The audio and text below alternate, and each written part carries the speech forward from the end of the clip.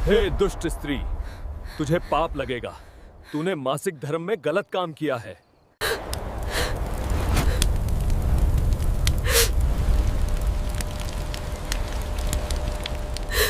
दोस्तों, स्त्रियों को मासिक धर्म की पीड़ा क्यों सहन करनी पड़ती है? ऐसा किस श्राप के कारण होता है? क्या आप इसके पीछे के रहस्य को जानते हैं? प्राचीन धार्मिक पुराणों में मासिक धर्म से जुड़े नियम और उससे जुड़ी कथाओं का वर्णन मिलता है। स्कंद पुराण में बताया गया है कि मासिक धर्म के दौरान स्त्री को स्पर्श करने से क्या होता है। इसके साथ ही महिलाओं को मासिक धर्म क्यों आता है, इसके पीछे भी देवताओं और दानवों के युद्ध की एक कथा है।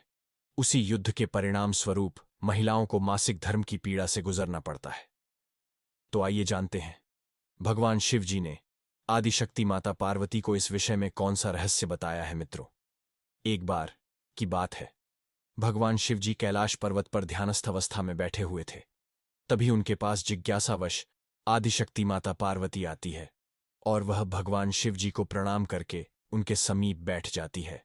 कुछ समय बाद भगवान शिव जी ध्यानस्थ अवस्था से बाहर आए तो उन्होंने देखा कि माता पार्वती चिंतित होकर उनके सामने बैठी थी। यह देखकर भगवान शिव जी ने पूछा, हे देवी, क्या बात है?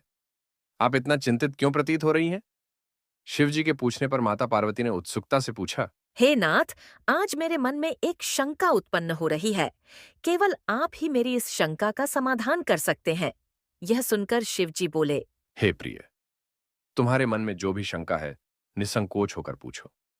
मैं तुम्हारी सभी शंकाओं का समाधान अवश्य करूंगा।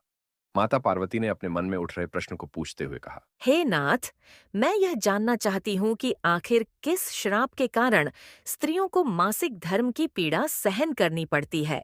और मेरा दूसरा प्रश्न यह है कि एक रजस्वला स्त्री को कौन से कार्य नहीं करने चाहिए जिससे उन्हें पाप लगता है।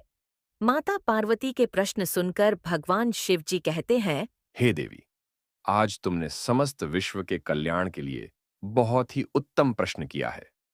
तुम्हारे इन सभी प्रश्नों का उत्तर विष्णु दत्त की इस प्राचीन कथा को सुनने से प्राप्त हो जाएंगे। हे देवी, इस महान कथा का श्रवण करने मात्र से ही मनुष्य के समस्त पापों का नाश हो जाता है। जो भी स्त्रियां पूर्ण मनोयोग से इस कथा का श्रवण करती हैं, उन्हें सौभाग्य की प्राप्ति होती है। इसीलिए हे देवी, आप भी इस कथा को ध्यानपूर्वक सुनिए। माता पार्वती कहती हैं। हे नाथ, आप कथा कहिए, मैं इस कथा को सुनना चाहती हूँ और मैं आपको यह वचन देती हूँ कि इस कथा का संपूर्ण जगत में प्रचार प्रसार भी करूंगी।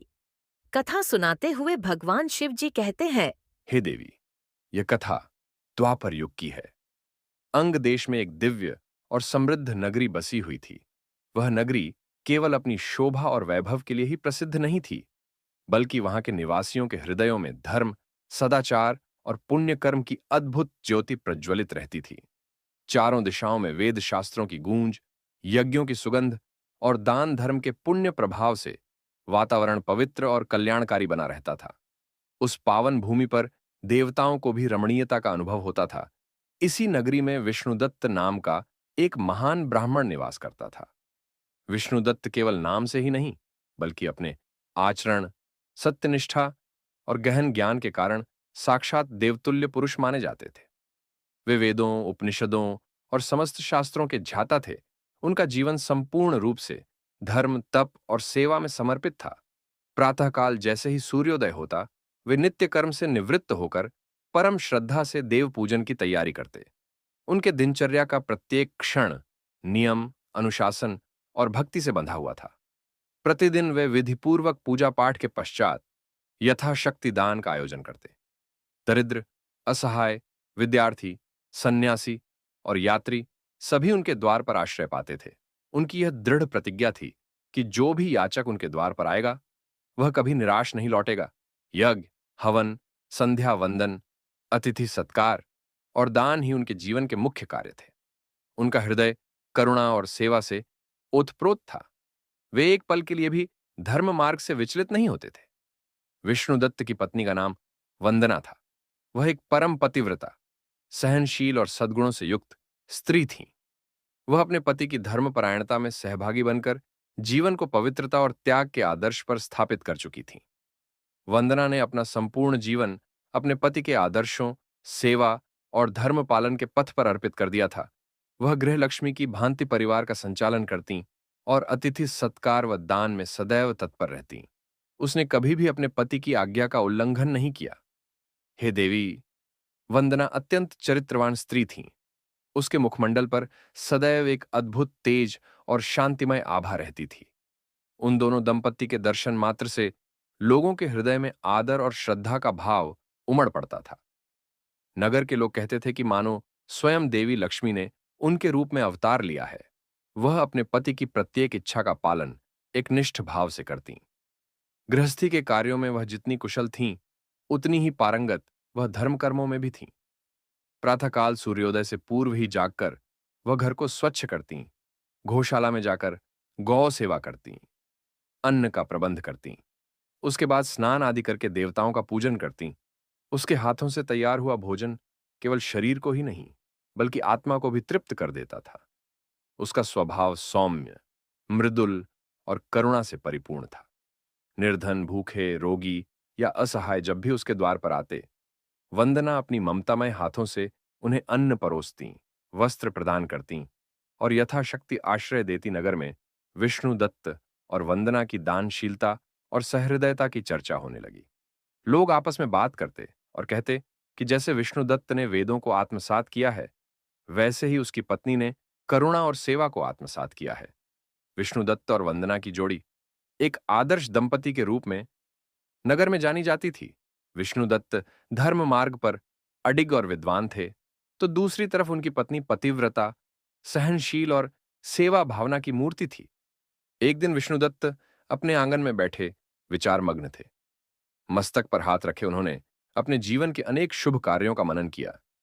तभी उन्हें स्मरण हुआ कि उन्होंने असंख्य यज्ञ किए, दान वितरित किया, अतिथियों का सत्कार किया, किंतु एक महत्वपूर्ण अनुष्ठान अब तक शेष रह गया, भगवान सत्यनारायण की पूजा। यह वह पूजा थी जो प्रत्येक मंगल कार्य का द्वार खोलती है, जो परिवार में सुख, शांति और समृद्धि लाती है। यह सोचकर उनके हृदय में श्रद्धा की गंगा उमड़ पड़ी। उन्होंने उसी क्षण संकल्प लिया कि वे अपने घर में भव्य सत्यनारायण व्रत और पूजन का आयोजन करेंगे।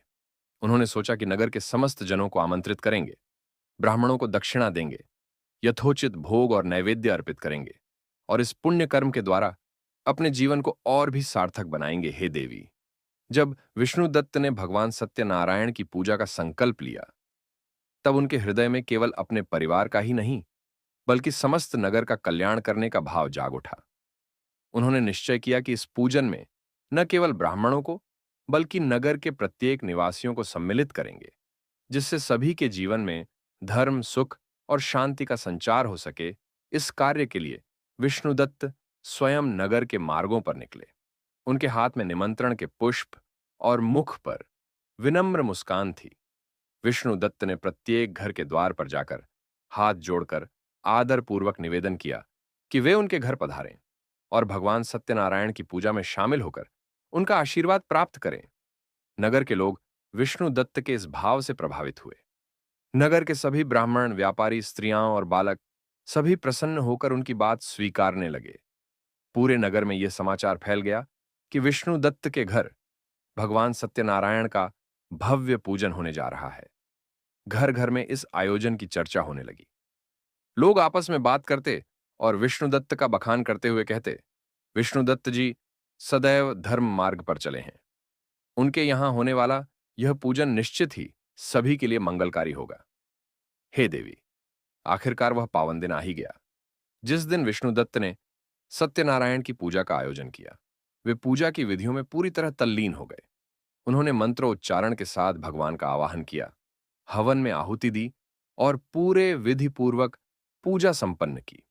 पूजा में भगवान सत्यनारायण का सुंदर स्वरूप स्थापित किया गया था और पूरा घर देवी देवताओं की उपस्थिति से जैसे पवित्र हो गया था।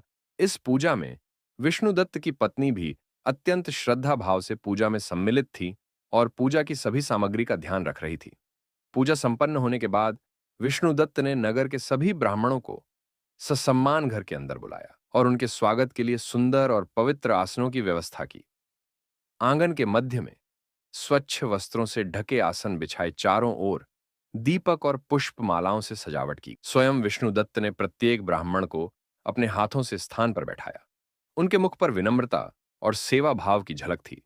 फिर स्वादिष्ट भोजन परोसा गया, जिसमें ताजे फलों की थालियां, विभिन्न प्रकार के पकवान, सुगंधित मिष्ठान और सात्विक व्यंजन थे। सुगंधित घी की रोटियां, पके हुए चावल, दाल, पंचरंगी सब्जियां और मधुर पायस देखकर ब्राह्मणों के मुख पर संतोष और प्रसन्नता झलक उठी। विष्णुदत्त स्वयं अपने हाथों से उन्हें भोजन परोस रहे थे। भोजन कराने के बाद विष्णुदत्त ने सभी ब्राह्मणों को वस्त्र, आभूषण और अन्य उपहारों का दान दिया।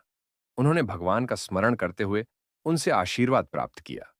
ब्राह्मणों ने भी उनके इस पुण्य कर्म की प्रशंसा की और कहा, हे विष्णुदत्त, आपका यह अनुष्ठान केवल आपके लिए ही नहीं, बल्कि समस्त नगर के लिए मंगलकारी सिद्ध होगा।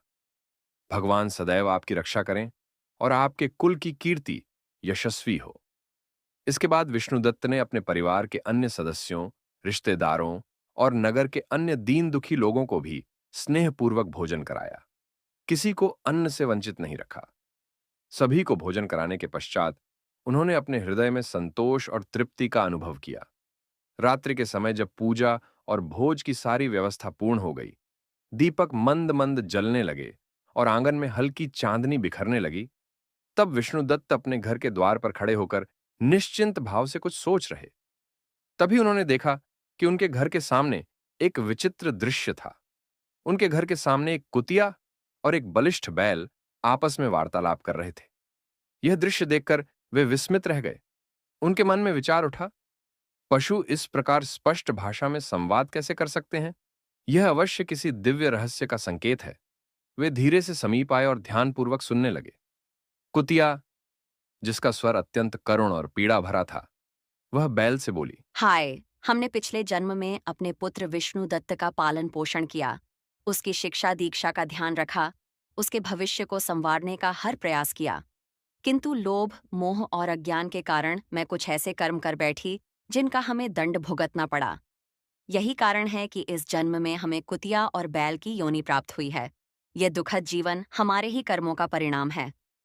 कुतिया की बात सुनकर बैल ने गहरी आवाज में उत्तर दिया, हाँ भगिनी, तुम्हारी बात सत्य है। यह हमारे ही पापों का फल है कि आज हमें इस योनि में जन्म लेना पड़ा। किंतु देखो, हमारा वही पुत्र विष्णुदत्त कितना धर्मात्मा और पुण्यशील निकला। उसके यज्ञ, दान और पूजा के पुण्य प्रभाव से हमें मुक्ति की आशा जागृत हुई है। उसकी धर्मनिष्ठा हमारे लिए प्रकाश की किरण है। आगे भगवान शिव जी माता पार्वती से कहते हैं, हे देवी विष्णुदत्त। उनकी बातें सुनकर स्तब्ध रह गया। उसके नेत्र अश्रुपूरित हो उठे। वह मन ही मन बोला, हे ईश्वर, ये तो मेरे माता पिता हैं, जिन्होंने मुझे जन्म दिया, पालन किया, संस्कार दिए। आज वे अपने ही कर्मों के कारण इस दुखद अवस्था को भोग रहे हैं। उस क्षण उसके हृदय में करुणा का सागर उमड़ पड़ा। वह गहन विचारों में डूब गया और सोचने लगा, मैं अपने माता पिता की मुक्ति के लिए क्या कर सकता हूं? कौन सा ऐसा पुण्य कर्म करूं जिससे इनके इस बंधन का नाश हो सके? उस रात्रि वह सही से सो नहीं पाया। बार बार वह भगवान का स्मरण करता और प्रार्थना करता।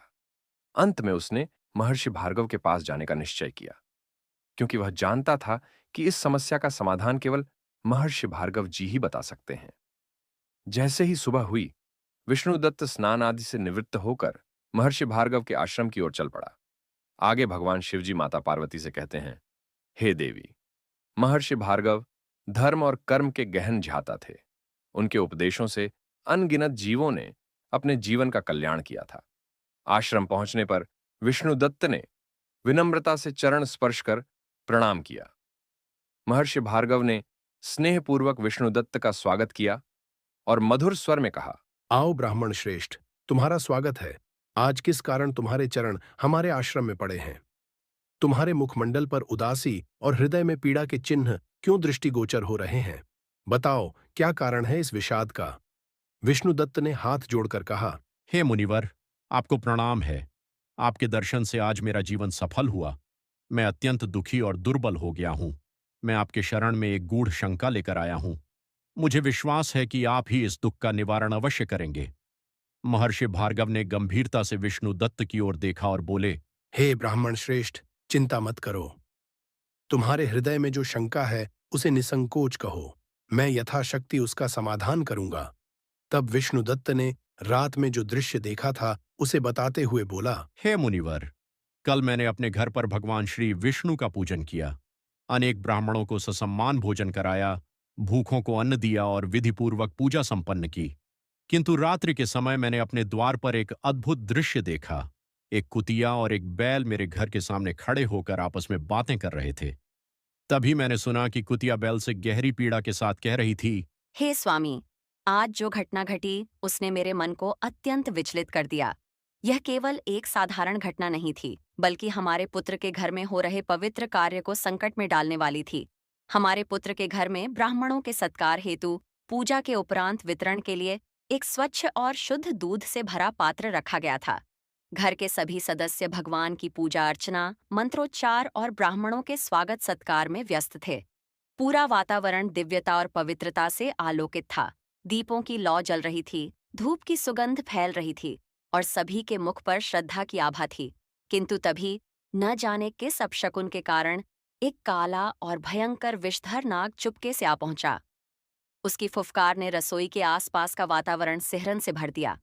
वह धीरे धीरे रेंगता हुआ उस पवित्र दूध के बर्तन तक पहुंचा और अपना फन फैलाकर वहीं जम गया। जैसे ही मेरी दृष्टि उस ओर गई, मेरी देह कंपा उठी।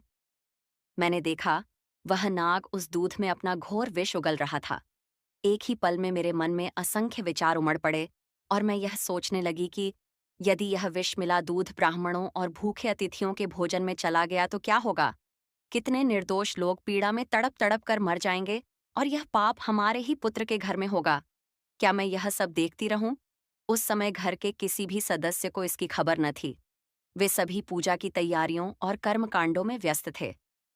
मेरे सामने दो ही मार्ग थे, या तो मैं चुप रहकर इस अनर्थ को होने दूं और इस पाप की भागी बनूं, या फिर अपने प्राण की परवाह न करके इस संकट को टाल दूं। क्षण भर के भीतर मैंने निश्चय कर लिया।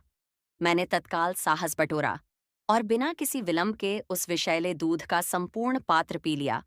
आगे कुतिया ने बैल से कहा, हे स्वामी, मुझे यह भली भांति झांत था कि इस विषैले दूध को पीने से मेरी मृत्यु भी हो सकती है, परंतु मैंने सोचा कि यदि मेरे प्राणों की आहुति देकर इतने सारे निर्दोष लोगों का जीवन बच सकता है तो यह मेरा कर्तव्य है। यह सोचकर मैंने वह विष भरा दूध पी लिया। मुझे लगा कि मैंने एक धर्म का कार्य किया है, लेकिन मेरी यह बलिदान की भावना मेरी बहू की दृष्टि में नहीं आई। जैसे ही मेरी बहू ने मुझे दूध का बर्तन खाली करते हुए देखा, वह मुझ पर अत्यंत क्रोधित हो गई। उसने बिना कारण पूछे मुझ पर बुरी तरह से प्रहार करना शुरू कर दिया। उसने मुझे इतनी बेरहमी से पीटा कि मेरा शरीर आहत हो गया। मेरी हड्डियां जैसे टूट सी गईं और मैं भयंकर पीड़ा में डूब गई। उसके प्रहारों से मेरा शरीर इतना घायल हो गया है कि मैं अब मुश्किल से चल पा रही हूँ। मेरे पैरों में इतना दर्द है कि कदम कदम पर ऐसा लगता है कि मैं गिर जाऊंगी। मैं लंगड़ाते हुए चलती हूँ और हर कदम पर वह पीड़ा मेरे पूरे शरीर में फैल जाती है। यह दुख सहते हुए भी मैंने अपने पुत्र और उसके घर के सम्मान के लिए सब कुछ सहन किया, परंतु आज मेरी यह स्थिति देखकर मेरे मन में संतोष नहीं है। मैंने अपने परिवार को एक संकट से बचाने का प्रयास किया, लेकिन इसके बदले में मुझे यह असहनीय कष्ट मिला है। मित्रों, विष्णुदत्त ने कुतिया द्वारा सुनी हुई बात महर्षि भार्गव को सुना दिया। उसके बाद विष्णुदत्त ने महर्षि भार्गव को आगे का वृत्तांत सुनाते हुए कहा, हे मुनिवर, उस कुतिया की करुण कथा सुनकर बैल के हृदय में एक गहरी वेदना उमड़ पड़ी। उसने भारी स्वर में कुतिया से कहा, हे प्रिय, मेरे हृदय में भी एक गहरी टीस उठी। तुम्हारी पीड़ा ने मुझे भीतर तक झकझोर दिया है। सचमुच जो अन्याय तुम्हारे साथ हुआ है वह न केवल वेदना देने वाला है, बल्कि मनुष्यत्व पर भी प्रश्न चिन्ह खड़ा करता है। तुम्हारे त्याग, सेवा और निष्ठा के बदले में तुम्हें यह उपेक्षा मिली, यह अत्यंत दुखद है। परंतु आज जो तुम्हारे साथ घटित हुआ, वैसा ही एक घाव मेरे हृदय में भी वर्षों से रिस रहा है। मैं भी कभी इस ब्राह्मण विष्णुदत्त का पिता हुआ करता था। अपनी संतान के रूप में मैंने उसे जन्म दिया, उसके लालन पालन के लिए दिन रात एक किया, अच्छे संस्कार दिए, धर्म और मर्यादा का मार्ग दिखाया। बचपन से लेकर युवावस्था तक हर कठिनाई में उसके साथ डटकर खड़ा रहा। उसे शिक्षा दी, संस्कार दिए, जीवन के हर सुख दुख में अपना सर्वस्व न्यौछावर किया। आज वह बड़ा हो गया है। लोग उसकी उदारता और दयालुता के गीत गाते नहीं थकते। आज उसने बड़े श्रद्धा और भक्तिभाव से सत्यनारायण भगवान का पूजन किया। सभी ब्राह्मणों को बुलाकर उनका आदरपूर्वक सत्कार किया। नगर के निर्धनों और भूखों को भोजन कराया। अतिथियों का स्वागत कर उनके लिए जल, अन्न और आसन की उत्तम व्यवस्था की। उसका यह यशोगान हर दिशा में फैल गया। लोग उसकी महिमा का बखान कर रहे हैं कि देखो कैसे पुण्यात्मा पुत्र ने सबका मान रखा, सबका पेट भरा। परंतु उसी घर के बाहर खड़ा मैं, उसका पिता, उसकी ओर निहारता रहा। प्रतीक्षा करता रहा कि शायद वह एक बार मुझे भी देखेगा, मेरे लिए भी एक निवाला रखेगा, एक घूंट जल दे देगा। लेकिन नहीं, उसने हर किसी को सम्मान दिया, हर किसी का ख्याल रखा सिवाय मेरे। मेरे लिए न तो उसने एक मुट्ठी घास डाली, न एक लोटा जल दिया।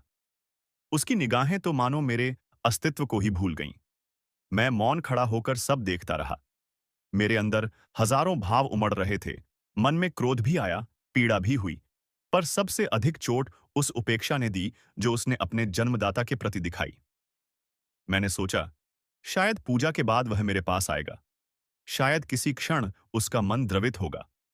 परंतु पूरा दिन बीत गया, यज्ञ समाप्त हो गया, अतिथि चले गए और मैं वहीं खड़ा रह गया। उसने मुझे स्पर्श तक नहीं किया। हे प्रिय, आज जो तुम्हारे साथ हुआ वैसा ही मेरे साथ भी हुआ है। अपनों की उपेक्षा और परायों की प्रशंसा, यही संसार का कठोर सत्य है। मैं जानता हूं कि इस जन्म में मैं एक पशु के रूप में हूं और शायद उसके लिए मैं अब केवल एक बैल हूं। परंतु मेरा हृदय तो वही है जो पिता का था। मैंने सोचा था कि भले ही मैं पशु योनि में हूं, परंतु वह अपने कर्मों से मुझे आदर देगा, मेरी देखभाल करेगा। परंतु मुझे यह देखकर गहरा आघात पहुंचा कि उसकी सारी दया और करुणा दूसरों के लिए थी। इतना कहकर बैल चुप हो गया। मित्रों, फिर विष्णुदत्त ने महर्षि भार्गव से कहा, हे गुरुदेव, जब से मैंने अपने माता पिता को इस प्रकार कुतिया और बैल के रूप में जन्म लेकर दुखदायी जीवन व्यतीत करते देखा है, मेरे हृदय में असीम पीड़ा और व्यथा उत्पन्न हो रही है। उनकी ऐसी दयनीय दशा को देखकर मेरी आंखों से आंसू रुकने का नाम ही नहीं ले रहे। रात भर मैं करवटें बदलता रहा, मुझे तनिक भी नींद नहीं आई। हर क्षण यही चिंता मन को परेशान किए जा रही है कि आखिर मेरे माता पिता ने ऐसा कौन सा पाप किया होगा जिसके कारण उन्हें इस घोर कष्टमय योनि में भटकना पड़ रहा है। हे गुरुदेव, मैंने अपने जीवन में सदैव धर्म का पालन किया, किसी का अहित नहीं किया, पाप के मार्ग पर कभी नहीं चला। यज्ञ, दान, पुण्य और ब्राह्मण सेवा को ही अपने जीवन का लक्ष्य माना। फिर भी आज अपने माता पिता को इस स्थिति में देखकर मेरा हृदय व्याकुल हो उठा है। मैं असमंजस में हूं कि आखिर यह कैसी विडंबना है कि पुण्यात्मा के कुल में जन्मे हुए भी उन्हें यह पीड़ा क्यों भोगनी पड़ रही है। इसी द्वंद्व और दुख को लेकर मैं आज आपके शरण में आया हूं। आप ज्ञान के सागर हैं, त्रिकालदर्शी हैं, धर्मशास्त्रों के मर्मज्ञ हैं। कृपया अपनी दिव्य शक्ति और तपोबल से यह जानकर मुझे बताइए कि किस कारण मेरे माता पिता को यह दुखदायी जन्म प्राप्त हुआ है। उनके इस कष्ट का मूल कारण क्या है और उनकी मुक्ति के लिए, उनके कल्याण के लिए मुझे कौन सा कर्म करना चाहिए, कौन सा व्रत, कौन सा दान या प्रायश्चित उन्हें इस योनि से मुक्त कर सकता है। विष्णुदत्त के इस प्रकार से आग्रह करने पर महर्षि भार्गव ने अपनी ज्योतिर्मय दृष्टि को अंतरिक्ष में स्थिर कर ध्यान लगाया। कुछ ही क्षणों में उन्होंने अपने योग बल से विष्णुदत्त के माता पिता के पूर्व जन्म के कर्मों का दृश्य देखा और फिर अपने नेत्रों को खोलते हुए विष्णुदत्त से गंभीर स्वर में बोले, हे ब्राह्मण विष्णुदत्त, जो कुछ तुम आज देख रहे हो वह आकस्मिक नहीं है। तुम्हारे माता पिता ने अपने पिछले जन्म में ऐसे घोर पाप किए थे जिनके कारण उन्हें यह पशु योनि मिली है। उनके उस दुष्कर्म का फल ही आज उन्हें इस प्रकार भोगना पड़ रहा है। महर्षि भार्गव की बात सुनकर विष्णुदत्त ने सकुचाते हुए पूछा, हे गुरुदेव, कृपया स्पष्ट रूप से बताइए, आखिर किस पाप के कारण मेरे माता पिता की यह दुर्दशा हुई है? कौन सा ऐसा अपराध था जिसने उन्हें इस घोर पीड़ा और पशु योनि में धकेल दिया? मैं जानने के लिए व्याकुल हूं। तब महर्षि भार्गव ने अपने तेजस्वी नेत्रों से विष्णुदत्त की ओर गंभीर दृष्टि डाली और शांत किंतु दृढ़ स्वर में बोले, हे ब्राह्मण, तुम्हारा हृदय अपने माता पिता के दुख से द्रवित हुआ है। यह तुम्हारी करुणा और धर्मपरायणता का प्रमाण है। हे वत्स, मेरी बात ध्यानपूर्वक सुनो। इस सृष्टि में कोई भी दुख बिना कारण नहीं आता। हर पीड़ा, हर जन्म, हर परिस्थिति के पीछे कर्मों की अदृश्य डोर बंधी रहती है। तुम्हारे पिता का यह दुख भी उनके ही पूर्वजन्म के कर्मों का प्रतिफल है। तुम्हारे पिता, जो आज बैल के रूप में तुम्हारे सामने खड़े हैं, पूर्व जन्म में अत्यंत प्रतिष्ठित और सम्मानित ब्राह्मण थे। वे चंपारणपुर के श्रेष्ठतम ब्राह्मणों में गिने जाते थे। उनकी विद्या, संस्कार और समाज में ख्याति सर्वविदित थी। परंतु हे वत्स, उन्होंने अपने जीवन में कुछ ऐसे कर्म किए जिनके कारण उन्हें इस जन्म में पशु योनि में आना पड़ा है। एक दिन एकादशी का पवित्र व्रत आया, जो भगवान विष्णु को प्रसन्न करने के लिए अत्यंत महत्वपूर्ण माना जाता है। इस दिन तुम्हारे पिता ने इस व्रत को विधिपूर्वक न मानते हुए दिन के अंत में भोजन कर लिया था। एकादशी के व्रत का पालन तो किया था, परंतु व्रत की समाप्ति पर भगवान के नाम का भोग अर्पित किए बिना ही भोजन कर लिया और इस दिन कोई दान पुण्य भी नहीं किया, यह जानते हुए भी कि इस दिन दान धर्म का विशेष महत्व है। उन्होंने अपने पास आए जरूरतमंदों और द्वार पर आई गायों को अन्न तक नहीं दिया। गाय उनके द्वार पर आकर करुण दृष्टि से भोजन की आस लगाए खड़ी रहीं, परंतु उन्होंने उनकी ओर ध्यान नहीं दिया। इस तरह वे अपने कर्तव्यों से विमुख हो गए और धर्म की मर्यादा को भंग कर दिया। इसके अतिरिक्त वे अपने पितरों का श्राद्ध और तर्पण भी विधिपूर्वक नहीं करते थे। श्राद्ध के कार्य को वे केवल एक औपचारिकता मानकर करते थे और इसे पूर्ण मनोयोग से नहीं निभाते थे। पितरों का आशीर्वाद ही हमारी संतानों और कुल की रक्षा का आधार होता है, परंतु तुम्हारे पिता ने अपने पितरों के प्रति उचित सम्मान और आदर नहीं दिखाया। सबसे महत्वपूर्ण बात यह है कि तुम्हारे पिता ने एक ऐसा पाप किया जो ब्राह्मण धर्म के विरुद्ध था। एक समय मासिक धर्म के दौरान तुम्हारे पिता ने अविवेकवश और शास्त्र विरुद्ध आचरण करते हुए तुम्हारी माता के साथ शारीरिक संबंध स्थापित किए। धर्मशास्त्रों और आर्ष मुनियों द्वारा बताए गए नियमों में यह स्पष्ट रूप से निषिद्ध माना गया है कि स्त्री के मासिक धर्म काल में कोई भी दाम्पत्य संबंध न रखा जाए, क्योंकि यह काल स्त्री के शारीरिक शुद्धिकरण और मानसिक स्थिरता का समय होता है। इस समय का उल्लंघन न केवल शारीरिक और मानसिक दोष उत्पन्न करता है, बल्कि यह एक गंभीर पाप के रूप में भी देखा जाता है। किंतु तुम्हारे पिता ने उस काल में इस नियम का उल्लंघन किया और वही पाप उनके जीवन का सबसे बड़ा अधर्म बन गया। उनके इस एक पाप ने उनके ब्राह्मणत्व को कलुषित कर दिया। शास्त्रों में कहा गया है कि दाम्पत्य जीवन के अपने निश्चित समय, मर्यादाएं और नियम हैं। जब ये नियम तोड़े जाते हैं तो वे कर्म अधर्म की श्रेणी में चले जाते हैं और मनुष्य के पुण्यों को नष्ट कर उसके पापों को प्रबल कर देते हैं। हे ब्राह्मण श्रेष्ठ, तुम्हारे पिता के इस दोषपूर्ण कर्म ने उनके पूर्व संचित पुण्यों पर घोर आवरण डाल दिया। जो पुण्य उन्हें मोक्ष की ओर ले जा सकते थे, वे इस एक पाप के कारण निष्फल हो गए। फलस्वरूप उन्हें इस जन्म में पशु योनि का कष्ट सहना पड़ रहा है। आज वे बैल के रूप में तुम्हारे समक्ष खड़े हैं। उनका यह रूप उनके ही कर्मों का दर्पण है और उनकी आत्मा अपने पूर्व जन्म के इस पाप की पीड़ा सहते हुए मुक्ति की प्रतीक्षा कर रही है। हे ब्राह्मण, अभी तक तुमने अपने पिता के पापों का कारण सुना, अब ध्यानपूर्वक अपनी माता के बारे में भी सुनो। धर्मशास्त्रों में स्त्री के मासिक धर्म को विशेष रूप से महत्व दिया गया है। यह केवल एक शारीरिक प्रक्रिया नहीं, बल्कि प्रकृति और सृष्टि का वह अद्भुत चक्र है जो स्त्री को मातृत्व और सृजन की शक्ति प्रदान करता है। इसी कारण शास्त्रों ने इस अवधि में स्त्री को कुछ मर्यादाओं का पालन करने का आदेश दिया है। शास्त्रों के अनुसार इस अवस्था में स्त्री को पूर्ण विश्राम करना चाहिए, क्योंकि इस अवस्था में उसका शरीर और मन दोनों ही दुर्बल हो जाते हैं और उसे आत्मिक तथा शारीरिक शांति की आवश्यकता होती है। इस संबंध में धर्मशास्त्रों में निर्देश दिया गया है कि रजस्वला स्त्री को रसोई, गृह कार्य और पूजा पाठ से दूर रहना चाहिए। यह किसी प्रकार का भेदभाव नहीं है, बल्कि उसके स्वास्थ्य और पवित्रता की रक्षा के लिए बनाया गया नियम है। किंतु जब इन मर्यादाओं का उल्लंघन होता है तो उसके परिणाम गंभीर रूप से सामने आते हैं। यही घटना तुम्हारी माता के साथ भी घटित हुई। हे ब्राह्मण श्रेष्ठ, तुम्हारी माता ने उस अवस्था में भी रसोई का कार्य किया, जबकि धर्म कहता है कि इस अवस्था में भोजन बनाना वर्जित है। ऐसा इसलिए क्योंकि रजस्वला अवस्था में स्त्री की ऊर्जा शिथिल होती है और भोजन में अदृश्य रूप से अशुद्धता का संचार हो जाता है। उस भोजन को ग्रहण करने से परिवार की पवित्रता और धर्म संस्कार प्रभावित होते हैं, परंतु तुम्हारी माता ने इस नियम की उपेक्षा की। उन्होंने रजस्वला होते हुए भी रसोई में प्रवेश किया और भोजन बनाया। यही पहला कारण बना जिसके कारण उनकी पवित्रता भंग हुई और उनके ऊपर पाप का दोष आया। इतना ही नहीं, उन्होंने इस अवधि में भगवान की पूजा भी की। शास्त्रों में स्पष्ट कहा गया है कि मासिक धर्म के समय स्त्री को किसी भी देव कार्य, पूजा पाठ, मंदिर प्रवेश और देव विग्रह स्पर्श से दूर रहना चाहिए, क्योंकि देवता और पवित्र वस्तुएं अत्यंत शुद्धता की मांग करती हैं। फिर भी तुम्हारी माता ने इस मर्यादा का उल्लंघन किया। उन्होंने रजस्वला रहते हुए तुलसी को जल चढ़ाया। तुलसी, जो स्वयं पवित्रता का प्रतीक है, जिसे शास्त्रों में भगवान विष्णु प्रिय कहा गया है, उस तुलसी का रजस्वला अवस्था में स्पर्श करना पूर्ण रूप से वर्जित है।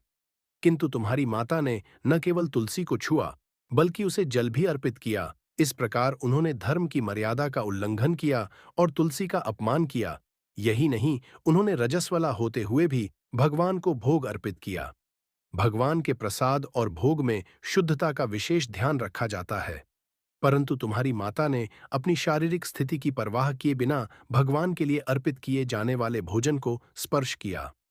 यह शास्त्रों के अनुसार महापाप माना गया है, क्योंकि भगवान को अर्पित होने वाले भोग में शुद्धता और पवित्रता अनिवार्य होती है। इस दोषपूर्ण कर्म से भगवान का अनादर हुआ और इसका पाप भी उनकी आत्मा पर लगा। मासिक धर्म के दौरान स्त्री 3 दिनों के लिए अपवित्र हो जाती है। मासिक धर्म के दौरान स्त्री को पूजा पाठ नहीं करना चाहिए। स्त्री को इन 3 दिनों में अपने बाल भी नहीं धोने चाहिए। इससे पति की आयु कम होती है। मासिक धर्म के दौरान पेड़ पौधों को स्पर्श न करें। रजस्वला स्त्री के साथ संबंध भी नहीं बनाना चाहिए। जो पुरुष रजस्वला स्त्री के साथ संबंध बनाता है, उसे ब्रह्म हत्या का पाप लगता है। जो रजस्वला स्त्री के वस्त्रों को स्पर्श करता है, उसे भी पाप लगता है। रजस्वला स्त्री के शरीर में 3 दिनों तक ब्रह्म हत्या का पाप निवास करता है और चौथे दिन वह स्नान करके पवित्र हो जाती है।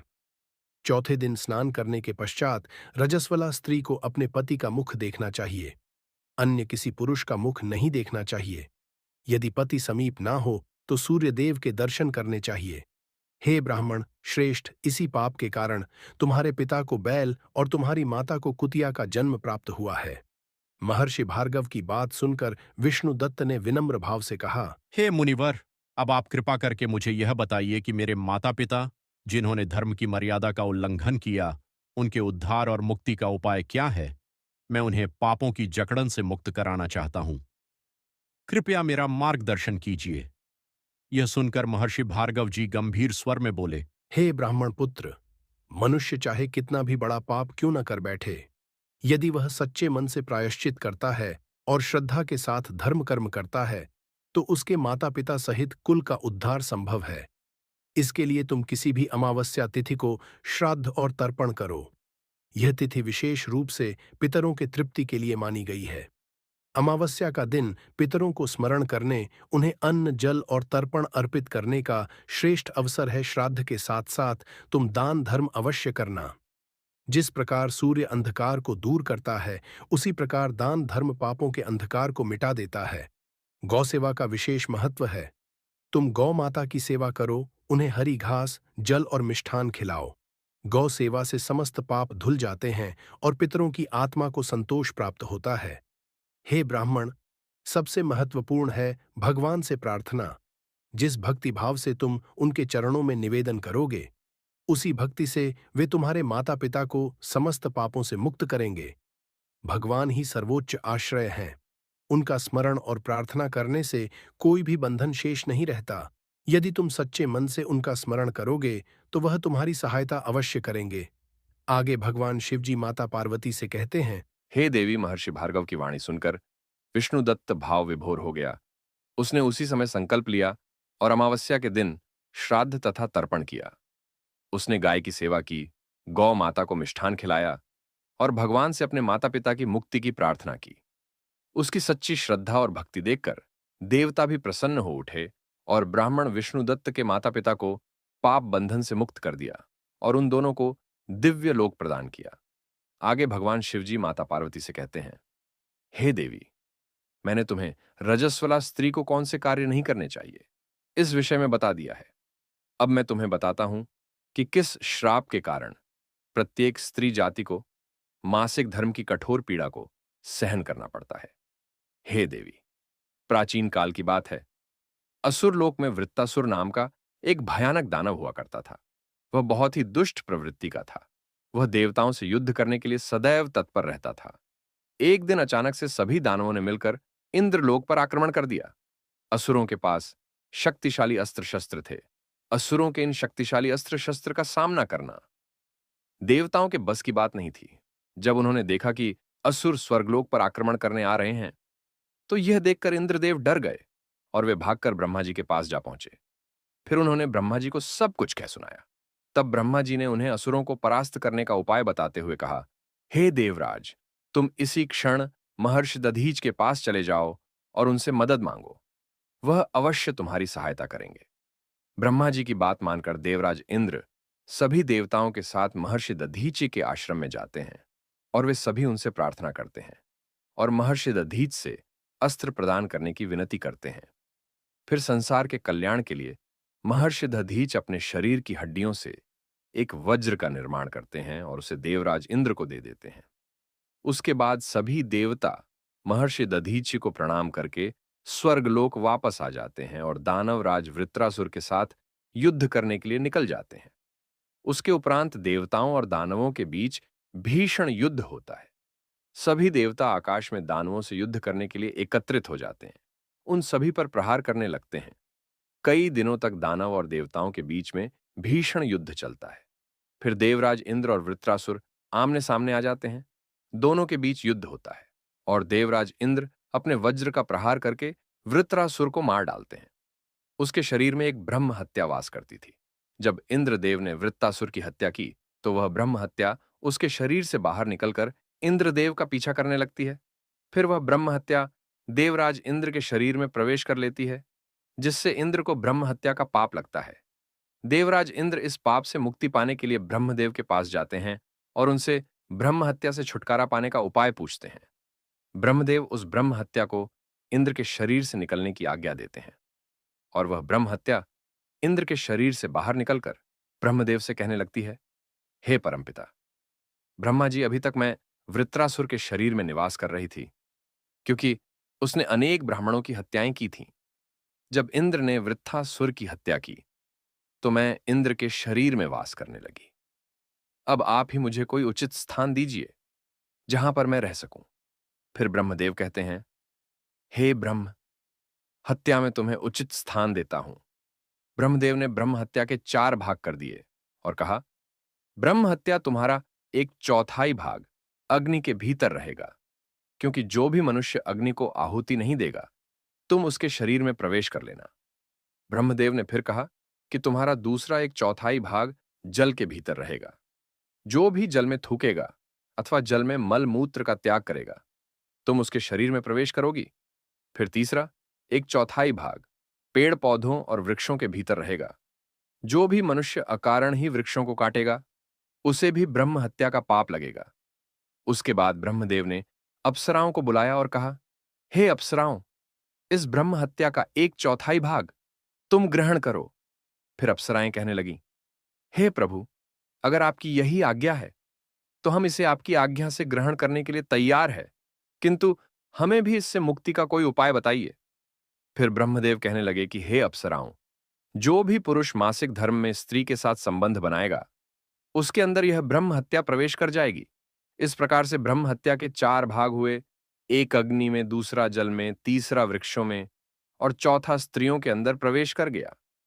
उसी ब्रह्म हत्या के भाग के कारण स्त्रियों को मासिक धर्म आता है। जो भी पुरुष मासिक धर्म के दौरान स्त्रियों को स्पर्श करता है अथवा उनके साथ संबंध स्थापित करता है, उसे ब्रह्म हत्या का पाप लगता है। मित्रों, आगे भगवान शिवजी कहते हैं, हे देवी, मैंने आपके सभी प्रश्नों के उत्तर दे दिए। तभी आदिशक्ति माता पार्वती कहती हैं, हे प्रभु, आपके मुख से यह दिव्य ज्ञान प्राप्त करके आज मैं धन्य हो गई। मैं आपको वचन देती हूँ कि इसका प्रचार प्रसार मैं तीनों लोकों में करूंगी। प्रिय मित्रों, इस प्रकार से आज की यह ज्ञान से परिपूर्ण कथा समाप्त हुई। आशा करते हैं आपको यह कथा पसंद आई होगी। यदि आपको यह वीडियो पसंद आई हो तो कमेंट बॉक्स में जय भोलेनाथ अवश्य लिखें। प्रिय मित्रों, वीडियो देखने के लिए आप सभी का धन्यवाद।